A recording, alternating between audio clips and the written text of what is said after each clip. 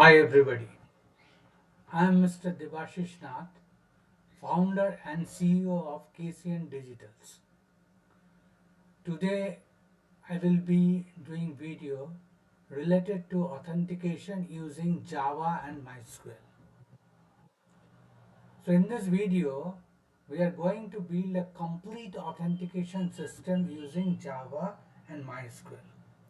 So we will cover everything from user registration and login to securely validating user credential with a MySQL database.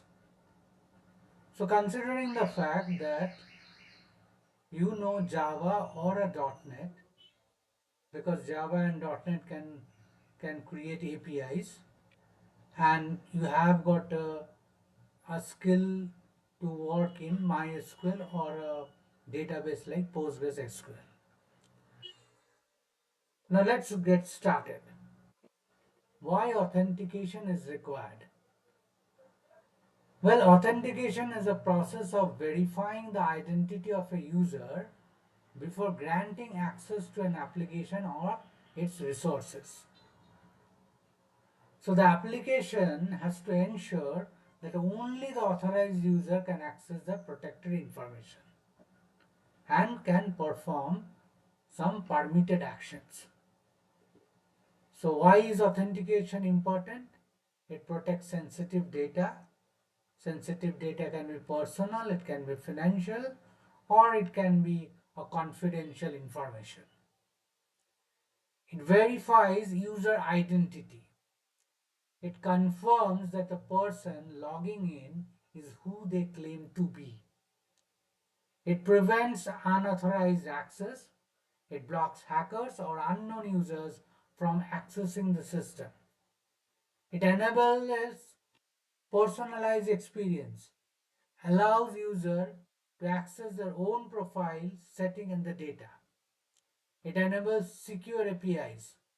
Authentication ensures that only trusted clients can access the backend services. And it also builds user trust.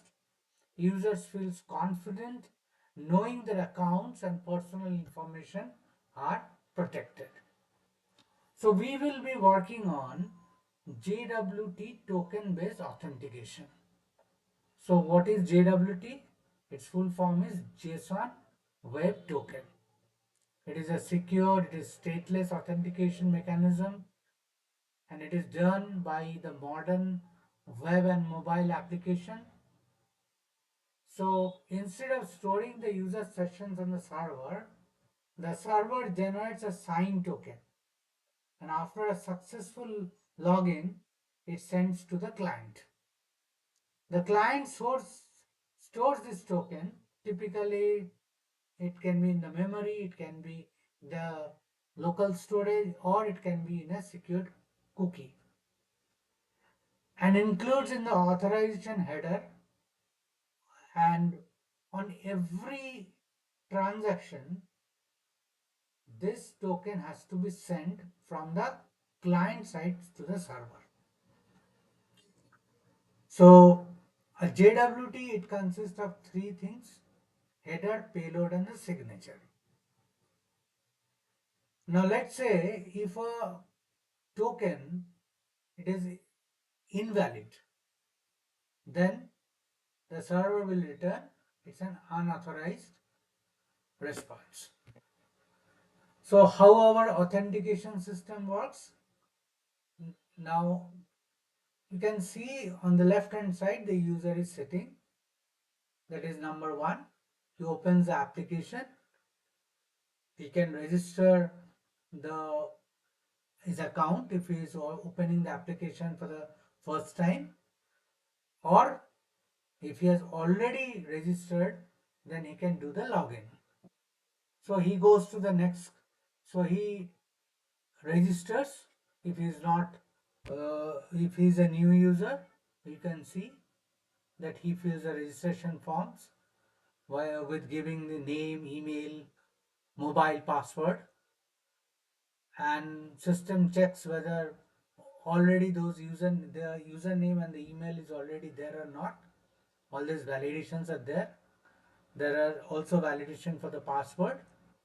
So if all those validations are maintained, then the new user can be registered.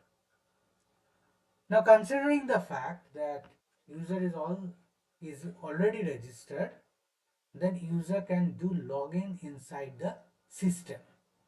So user enters the user the email and the password, and user enters in the system. If it is incorrect, so user won't able to enter the system. Now there can be two-factor authentication. So one factor is the login and the password, and another is that SMS will be sent to your mobile, and whatever the 4-digit number or the 6-digit number, whatever it is, it will come back, it will be flashed on your mobile, and you have to type that number in the system, and the system will verify the OTP. If it is valid, it will allow you to enter into the system. So after the successful login, the system generates the JWT. So from the backend, that is from the Java end, the JWT token is generated. And it also generates a refresh token. The refresh token is necessary because, let's say, a token you have given a time of 2 minutes. After 2 minutes, a new token will be generated. The refresh token concept is there because if a single token is maintained in a particular system throughout a session, and if that session carries on for, let's say, 1 hour, then if a hacker hacks the token, he can enter into the system. So in order to prevent that, let's say after 1 minute or 2 minutes, a new token will be formed. So that is why it is known as refresh token. So whatever the token is generated by Java, that token has to be passed to the front end or to the user.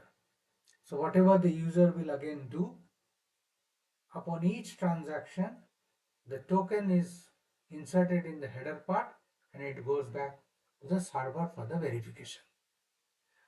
That's how the authentication happens in the system.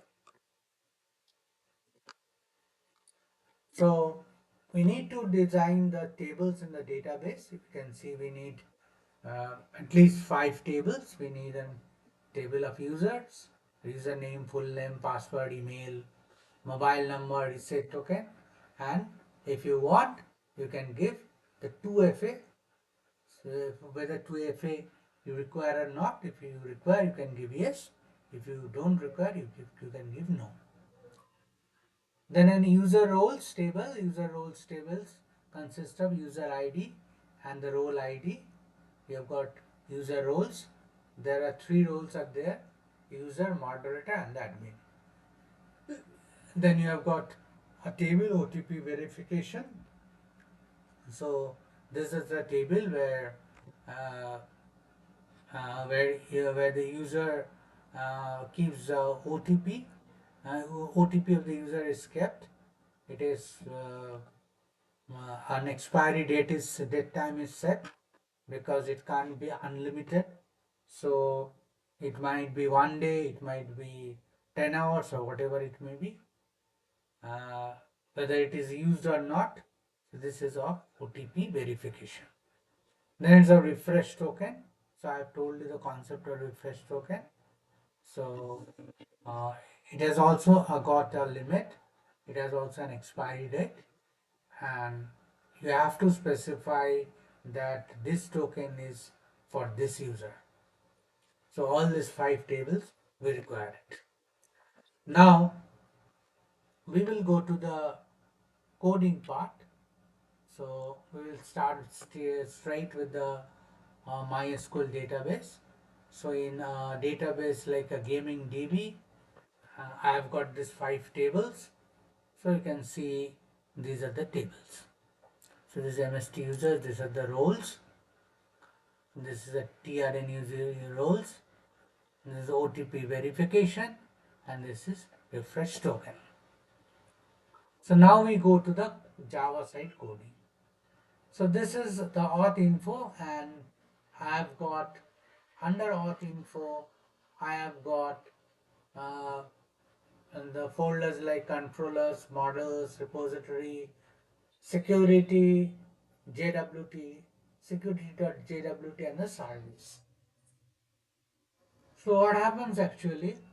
So if we go to the directly to the service part, and if you see that this is the method where I'm actually authenticating the user.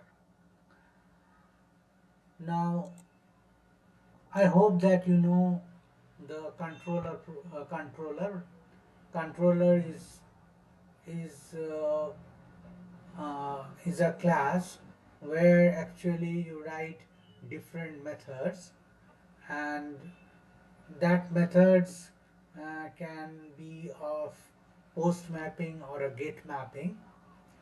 So as you know Java very well, so you can give the API path here, and correspondingly this particular method, it will also contain a method which is a of the service, which is actually the service methods. So you can see that this is the authenticate user, it is calling the authenticate user. So this is my authenticate user method. So from the controller part, I am actually calling it authenticate user part, user method. So these are my codings.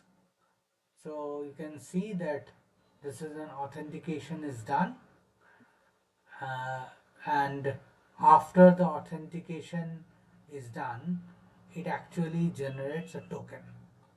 So authentication means whatever the username and password you have sent from the UI, thus the from here it will validate in the MySQL database, and you will see there, and it will validate whether your username and password are correct or not. So if it is not correct, it will send a response to the client that the user name or the password is incorrect, and it will tell the user to again type the password and again type the username. Now it will also check that whether 2FA enabled is not. So whether you need that OTP verification or not, it will check it. Now after user authenticates, then user then in the response part, then in the response part, the token is generated. Okay, so here I will show you that how we are generating the token in the login process.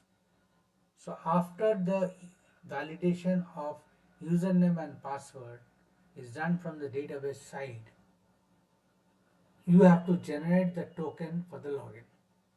Okay, so the token will consist of uh, the token IDs. It will consist of the username, full name, email, or any other information which you require. So that will be generated and is passed in the user and passed to the user. Now for the first time user, we have to register it. So when an user does a sign up, it will hit the register user button. So what it will do, it will actually accept the username, the full name, mobile name, number, email, password, whether you required 2FA enabled or not, and the roles. So let's say I hit this button. So my codes are written in IntelliJ IDEA. So here I have executed the application in the development mode. So the application is running fine. So I will go to the MST user tables. You can see Sachin, John and Rohan are there. So I need to just tweak the name.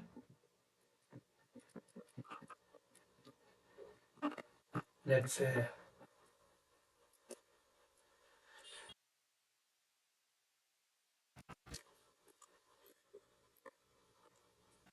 Tom.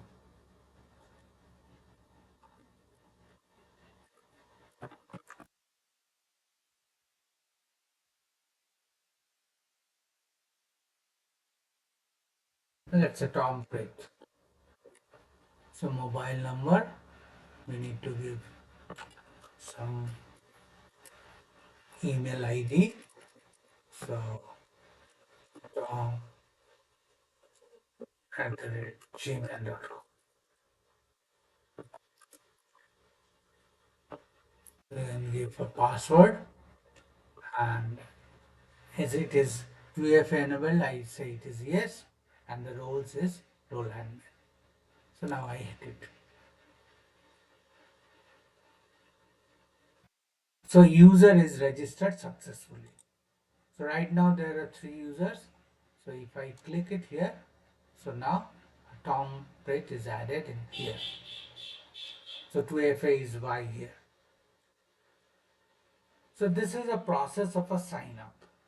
Now how do you do the sign in? So in the previous screen, we have generated a user, or we have registered an user. Now we will do a sign in. So I will pass the username and a password to the API sign in. So if I click here, it has generated the token. The token type is bearer, generated refresh token, ID, username, full name, email, and roles and the return message. All these things which you can see. So the user has now logged into the system. Now we will do the authentication part. So how will I do the authentication? So I will copy this token and let's say I go to a transaction. So let's say this is a transaction. Get all achievements is a transaction. So I will place this token here. So first let me check that without passing a token whether it will work or not.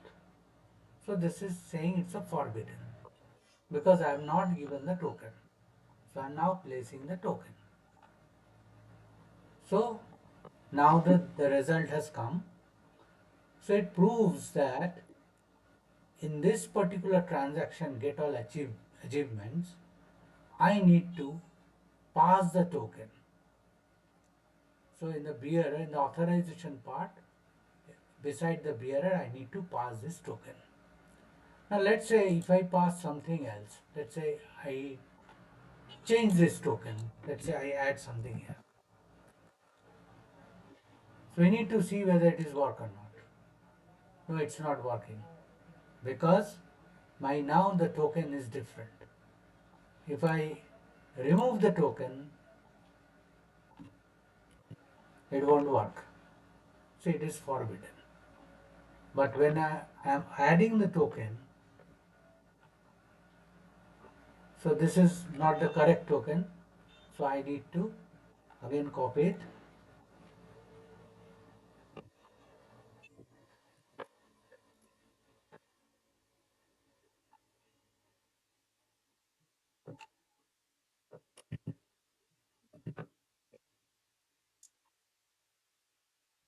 Okay, so the token is saying that it has expired. Okay, so as it has an expired, so this is not working. So what we will do? Now we will again log in. So now a different token has got generated. Again go back to here, put this token here. So now it's working. So the previously did not work because that JWT token is expired. So somewhere here in the application properties, I have mentioned it's an expiry part, or in the coding level somewhere it is mentioned. See here this is the time it has expired, so that's why it's failed to generate at that time.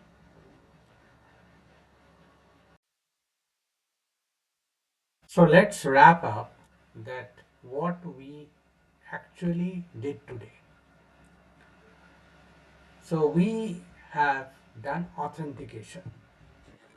So in order to do that, we need to register an user. That we did. So Tom Pritt is our user. After that, we did a login.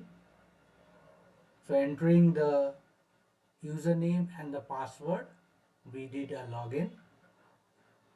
From the Java API side, or we can say it's from the server side, it has generated a token. And after that, we hit another API, get all achievements, where we have passed the token. We also have seen that if we put the wrong token, then it was coming forbidden. So the system was not able to generate any response if we supply the wrong token. So that's it. Thank you everybody. Wait for my next video. Thank you.